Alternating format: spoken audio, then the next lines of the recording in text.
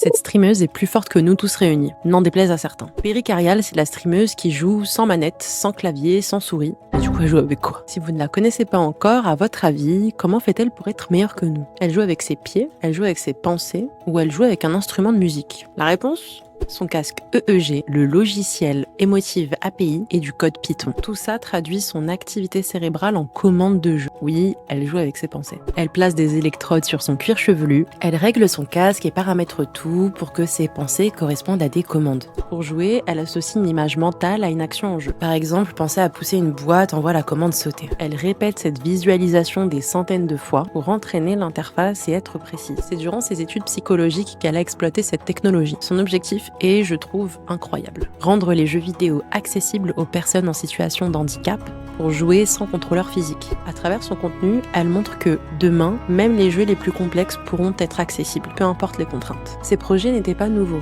mais ils étaient surtout limités à la médecine ou à des jeux très simples. Perry Carial a poussé le concept bien plus loin, sur des jeux complexes comme Elden Ring, Call of Duty ou encore Hollow Knight. Et ce n'est pas fini. Elle collabore avec Emotive, les fabricants de son casque, mais aussi avec d'autres chercheurs. Perry, ce n'est pas juste une créatrice de contenu ou une streameuse, c'est une chercheuse qui, depuis des années, ouvre des portes là où il n'y en avait pas. Merci d'avoir écouté, n'hésitez pas à me suivre pour plus de contenu dans ce genre et je vous dis à bientôt. Bye!